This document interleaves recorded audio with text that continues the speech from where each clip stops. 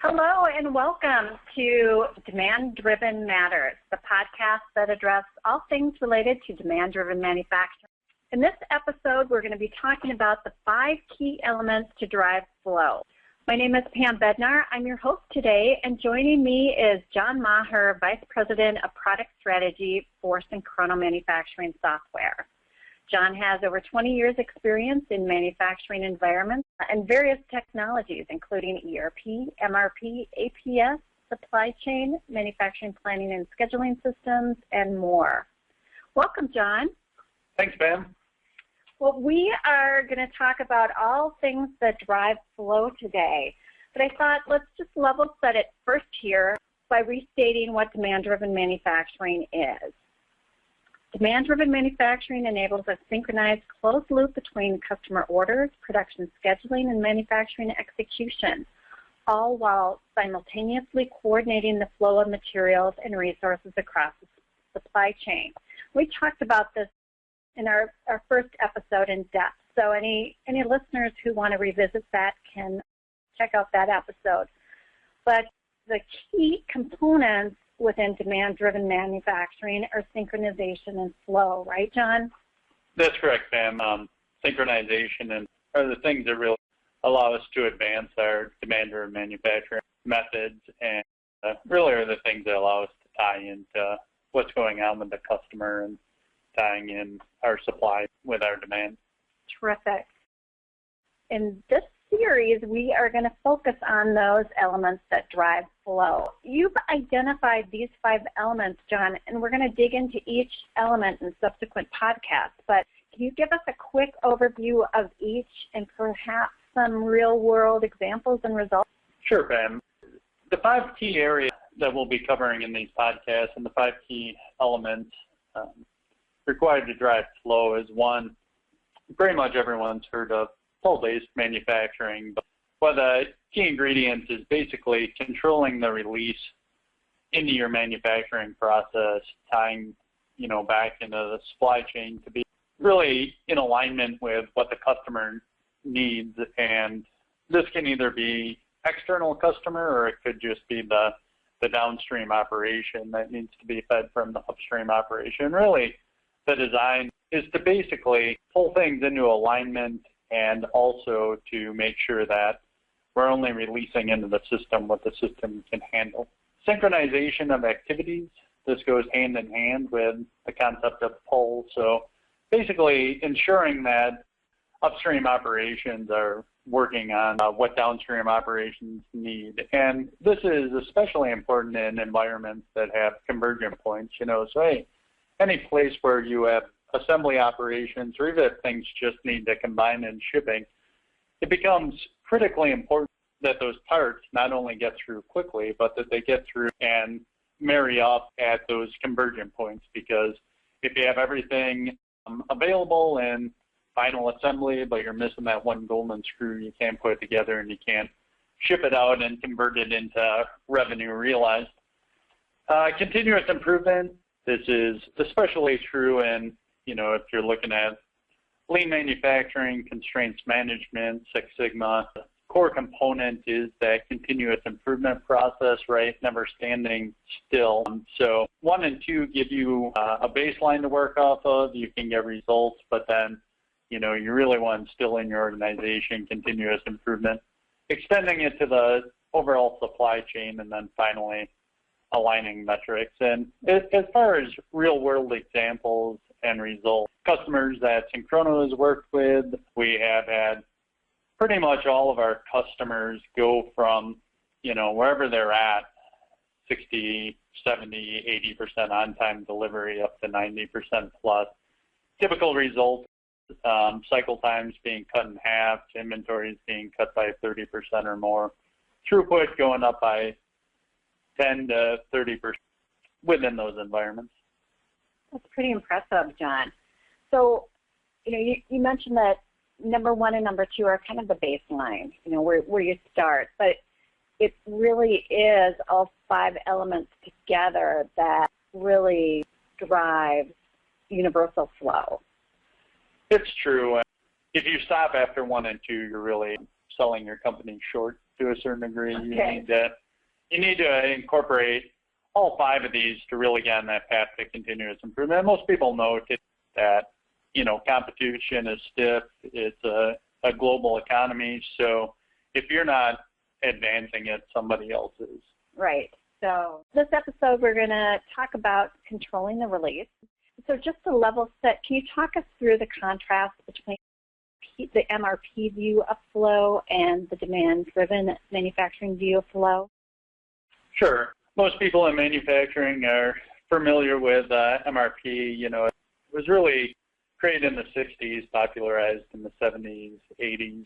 But MRP was really built in a time when things were much different in manufacturing. The reality of the time was that materials were heavier focus of the organization. Inventory was still seen, as an asset, the same as cash, so people weren't worried about trying to lean out the environment from an inventory perspective. And MRP really existed with a core concept of EOQ, or economic order quantity, where there was deliberate decoupling of supply and demand. And the way that this manifests itself within an MRP world is that if we looked at a physical process flow where the rectangles are operations that need to be done, and then any place where you see a dotted line, that's a break in the level of bill of material and a change in the part number in between that. So here we have, basically 4 things that are being built that have to, 3 of which have to come into final assembly, and 1 of which has to come in applying the graphics to the product. But in an MRP world, in between the final step and finished goods, so ultimately between the final step and your customer, there's a decoupling, and at every level in the bill of material, there's a decoupling as well, where the initial thought was, whatever my customer orders from me, if my customer orders 1, but I deem it to be most efficient using economic order quantity to build 50, MRP allows you to say, no matter what the customer is ordering, I'm going to build what's most efficient for me. And this is the way that manufacturers operated until the concepts of pull and demand driven started moving into the marketplace. And MRP, really, if we think about our next slide, basically shows MRP's view of the world is really a material-centric view of the world, where it was expected that in between every level of the bill of material, there would be a pile of inventory, and that pile of inventory would basically buffer you against any variation or anything that occurs within the manufacturing process. So from an MRP environment, it wasn't really looking to try and synchronize. It wasn't looking to try and create pull. It was basically just looking to make sure that at the end of any day, because MRP looks in daily buckets, that I had enough inventory to cover my demand plus safety stock. What we find over and over again when we go into clients is that they may be using MRP to schedule their environment, but the more they lean out the environment, the more they start to strip away that inventory, the more MRP starts to break down, because MRP was never built for a day when something coming directly off paint could flow directly through to final assembly. It was never built to handle that level of synchronization. Right, so that's kind of a flow inhibitor. Yes. In many ways. Okay, so here's the demand-driven manufacturing view of process flow. Can you talk through this for a second? Yeah, so really demand-driven is more about taking out those decoupling steps and getting as close to that customer signal as possible. So, there's still many environments in the world that basically what their customer is willing to wait is shorter than what it takes us to build. And in those cases, you have to have a certain level of inventory buffer there to buffer you from that. But the idea in demand-driven space is to get that as low as possible so that you're as close to that customer signal as you can. And then within demand-driven manufacturing, as far as where you have stock bumps, it's more of a deliberate strategic move rather than just having buffers everywhere within the process. So in a demand-driven environment, it's more about managing the overall flow and the overall value stream. So in a demand-driven environment, if you are building things discretely and can build every level of this bill of material discretely to the customer, then you would manage it as one long process flow with no decoupling in between each step.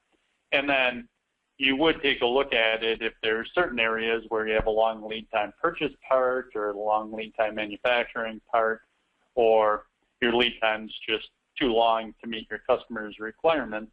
Then it comes down to putting strategic buffers at certain points in the environment that allow you to still meet your customer needs. But, you know, as an overall focus with demand driven, it's about getting as close to that customer signal as possible.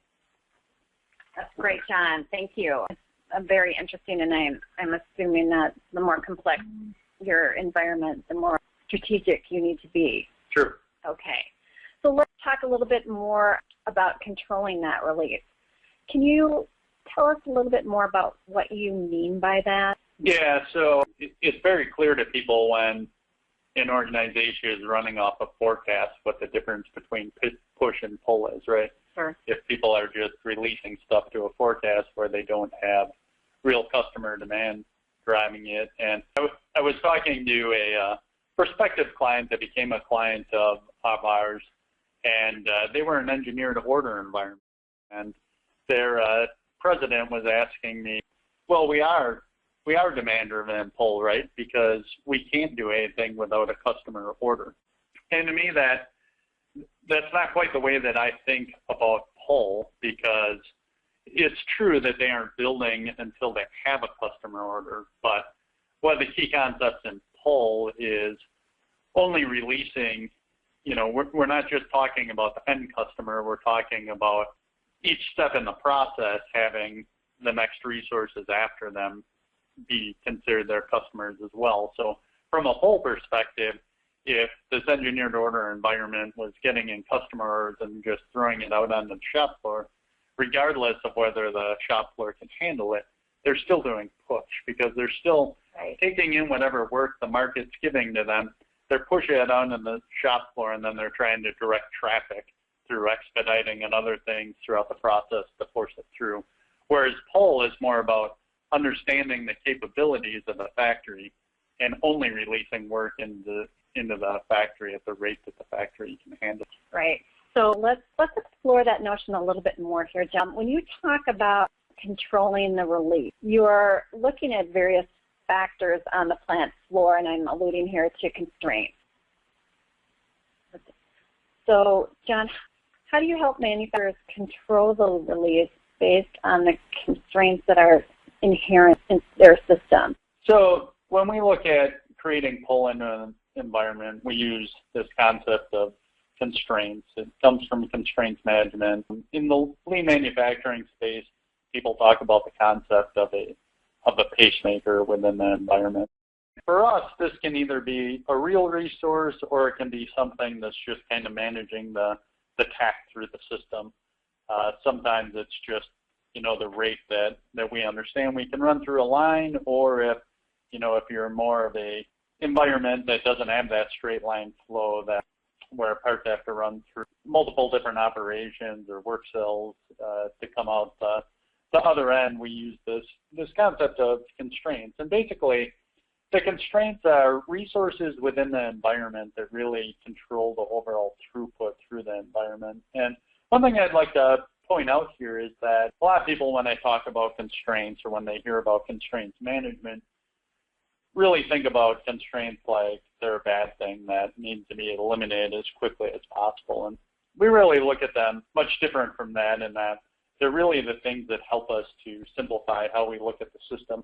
They're the things that allow us to understand where those dials are within the system, to know what our capabilities are and where we can go if we need to turn up the throughput or turn it back a little bit. The way that this operates is that the constraints are basically defining what our system capabilities are. And the way that we control the release into the system is to only allow enough work into the system to keep those constraints or pacemakers running, and no more than that. And basically, this is all about pace, right? So it's all about understanding the pace that we should be releasing stuff into the system. and trying to pull that into alignment with what the system can handle. And some key things that come into play when you put that gating of release into the system is that any work beyond what the system needs to run optimally is basically waste out on your shop. It's material that people have to pick up and sort through.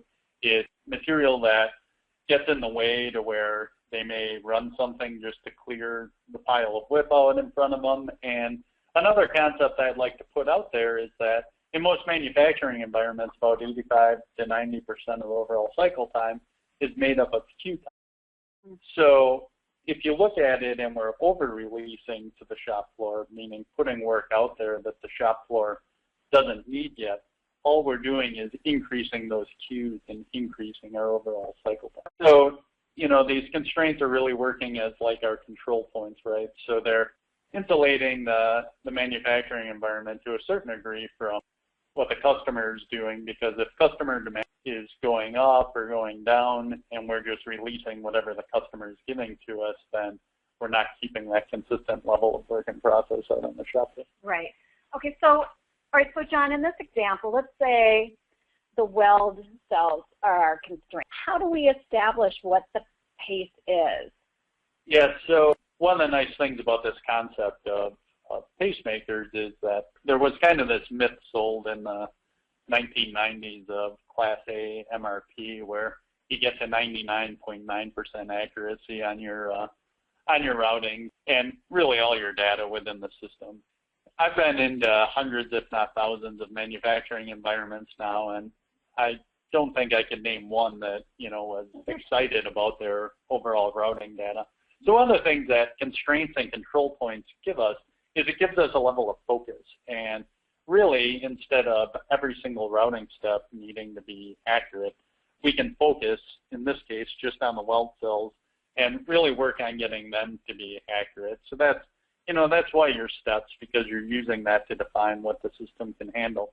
And then for Synchrono, we use a concept called COMLOAD, which stands for consistent load on the shop floor. And with COMLOAD, we set up a number of hours that each of the weld cells needs released into the system in order to keep them running, but no more than that. And in reality, that amount of hours, right, is a consistent unit of measure no matter what we're building, right? So if you have a part that takes an hour to build versus a part that takes 20 hours to build, those are all the same unit of measure. So what we would do is establish a COMLOAD number, say, of 20 hours for weld cell B and maybe 30 hours for weld cell A.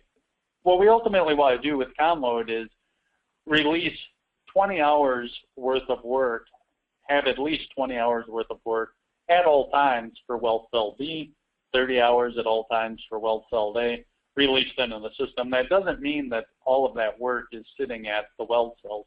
It means that somewhere between the initial release into the system and weld cells, that work is there. It's defining the level of work in process that we need to consistently keep the weld cells running, but no more than that. And basically, then we just watch the weld cells and their performance, and as they complete an hour out, we release another hour in. As they complete an hour out, we release an hour in. But we're always keeping that consistent level of work in process that allows us to control the queues. It allows us to only have work that we need to work on the shop floor. It keeps the traffic jams off the shop floor. So when we release something, we know it can flow all the way through the system without being inhibited. All right, so let's give our listeners some food for thought here, John. When you work to set up this type of process with manufacturers, what steps do you take them through to put it in action? Sure. You know, and our goal coming on this is to give listeners something to walk away with and something that they can actually take some action on. So one of the things to begin with is to understand your constraint, and this is something that we work with companies to do. So, you know, when it comes to understanding your constraint, a lot of environments you can get a pretty good handle on where the constraints are. Other environments, people say, well, that changes daily, right? And really, again, when you think about the concept of a constraint, we're talking about something that remains the thing that's like controlling flow over months, if not years, right? So it's different from the concept of a temporary bottleneck. Temporary bottlenecks are caused really by wandering queues where there's a big queue of work, so we work a bunch of overtime and we batch stuff and whatnot, and then we pass that on, and it's kind of like a rat moving through a snake, right? But understanding our constraints, we can either, take more of a mathematical, scientific approach and take a look at our loads within the system and see where our constraints are, or we can use our intuition and use our understanding. And, in general, we normally use intuition and understanding. And some environments actually think of where they want the strategic constraint to be, and then they make it so, and how they do it. And then really getting down to really trying to focus on understanding what those constraints are capable of. So keeping an eye on what those constraints are producing and adjusting what you think you should be releasing in accordingly. And step two, once you've defined, what the constraints are, and let me be clear about something too, especially if you're taking a manual approach to this, try and keep your constraints to, depending on your layout, right? If you have a lot of shared resources, try and keep it to 2 or 3 constraints. If you have multiple lines and they're not shared resources, try and keep it to just a single constraint per line. Okay. Otherwise, you'll get overwhelmed from a manual perspective, right? If you're going to go with software, you have a little bit more options, right, as far as how many constraints you can reasonably manage. And can your constraints shift over time? In general, they can, but normally it's over the course of years unless they do something specific. You could have temporary overloads, but those will work their way out of the system.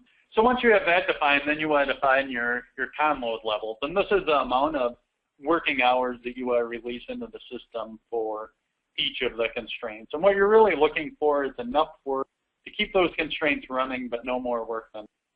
The way that we normally approach this when we're in a client is we take a look at what their current level of work in process is for those constraints resources when we walk in the door, and we take that number as our baseline and we try and cut in half and end up somewhere between half or less than that, depending on what the customer's comfort level is, right? So a lot of times it's 30, 40%. So, if you have 100 hours released to the shop floor for your welding resource right now, try cutting that down to 70 or 60 hours for your con load. So once you've defined these con load levels, that's really what you are releasing into the system. And, if you have software that can do this, utilize the software that does this. Prior to working at Synchrono, prior to Synchrono existing, I just used manual index cards that basically have incremental hours on it. So each card was for an hour each, right?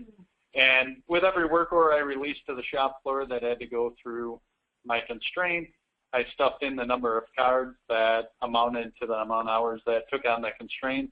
If I didn't have any index cards, I knew that I couldn't release any more. And when the constraint had complete stuff, they'd pass the index cards back to me. Okay, so if you just want to get started and try out the concepts, and then you want to move to software once you get more sophisticated at it, that's certainly an option you could go with. As Pam was mentioning, education on the shop floor of what you're doing and why you're doing it, and giving them the security that you're just trying to cut down on the traffic jams and make it more simplistic over understanding what they need to work on is the key. And so that they don't. Always working on what's a priority, right? Yeah, they're always working on the stuff that the customer needs rather than working on stuff that they don't. So let them know what you're doing, that just because the work's not piled up on the shop floor doesn't mean that the company doesn't have the work. And then step 4 is releases as late as possible. Con load's got to be telling you when to release it, but at times if my constraint isn't really what's holding it up, you can release basically offset by lead time, 1 lead time away from when you need to deliver it to the customer. And then the final thing is monitor the queues and system performance. At your constraint resources, see how many hours are sitting in the queue on a day-over-day basis. And what you're really trying to is understand, based on what you did in step 2, if you set those levels correctly. If you did, there's enough work in the queues at all times to keep the resource from starving, but there's not so much in the queue that they never get close to starving. And if If in step 5 you find that they're never really coming close to starving, you know, and you're at 20 con load hours, drop it down to 18 and then monitor what's going on. Sure. If they're always getting close to running out of work, move it from 20 to 22 and then see what happens. One last thing I'd like to mention is the con load level isn't a fixed number. If you're on a path of continuous improvement, you should expect that number to be going down, right? So you can find the correct number for a point in time, but as you keep going down that continuous improvement process, then you should be able to slowly dial that down. Well, great food for thought, John. Thanks. Thanks for giving our listeners both a manual option and a software technology option. You know, and another takeaway for our listeners, too, is that methodology can apply across manufacturing. It's true. If you look at some of our key customers, we do everything from large-scale capital equipment to automotive to aerospace and defense to wood products to small-scale assembly to telecom and electronics. So it really kind of covers a wide range, and it's everything from engineer to order, configure to order, make to order, make to stock, mixed mode. All of those environments it has good applicability to. So demand-driven manufacturing applies universally. Yep. Okay, well, thanks, John, for your time today and your insights. For our listeners, there's more resources available at synchrono.com/resource. So next up in this series, we're going to address how demand-driven manufacturing synchronizes all layers of manufacturing. That's your people, machines, materials, and method to yield valuable information that can be put into action. So we hope you'll join us for these future sessions. Thanks, John. Thanks a lot, Pam. Goodbye.